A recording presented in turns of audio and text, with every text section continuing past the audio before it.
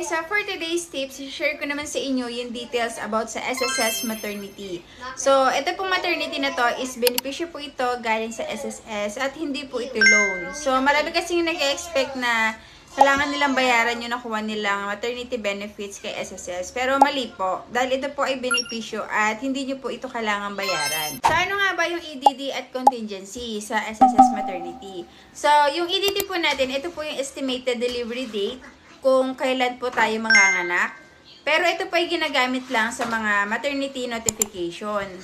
Tapos, din naman po sa contingency, ito po yung actual date kung kailan po tayo nanganak. At dito na rin po magbe-base si SSS kung ano po yung month ng qualifying period natin at magkano po yung pwede nyo makuha sa SSS maternity. So, kung na-expect nyo po na buntis po kayo at kung employed po kayo, mag-notify na po kayo agad sa employer nyo at magbigay lang po kayo ng ultrasound report. Pero kung voluntary member po kayo or self-employed, pwede na po kayo mag-file ng notification nyo ng maternity via online. So, ilalagay nyo lang po doon estimated date of delivery nyo doon para ma-notify lang po si SSS na buntis po kayo. At dahil nakapag-file na kayo ng maternity notification o MAT1 sa SSS at gusto nyo malaman naman yung amount ng benefits na pwede nyo makuha, ang computation lang po dito is kung ano po yung 6 na buwan na mayroong pinakamataas na monthly salary credit, ay i-divide nyo lang po ito sa 180 days para makuha nyo po yung daily rate na maternity benefits nyo po. So, kung naka-maximum amount po kayo ng monthly salary credit, for example, is 20,000.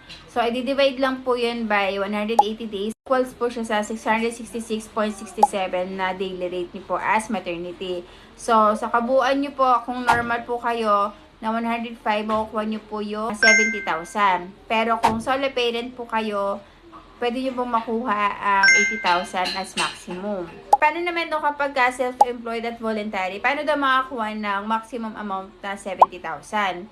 So, ang sagot po dyan is, dapat meron kayong hulog na 6 na buwan sa loob ng qualifying period nyo po. Tapos, ang hulog nyo po dapat is 3,000 above para ma-qualify po kayo sa 70,000. Take note lang din po na kapag wala po kayong hulog sa qualifying period nyo po, meaning po wala pong i-compute si SSS para sa inyong maternity benefits.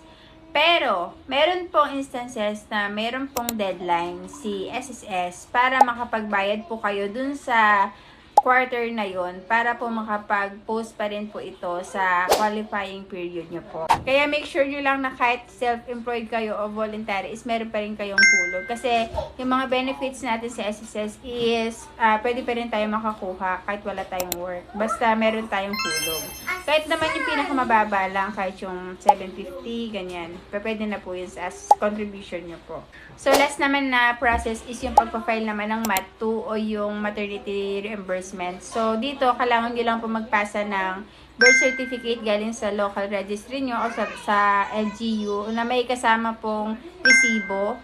So, kailangan po yun i-attach. At mas maganda kapag malinaw po yung documents na i-upload nyo para po hindi po ito ma-reject na blurred or unreadable ni SSS. So, yun lang po for today's tip. Sana po nakatulong to sa inyo. Salamat!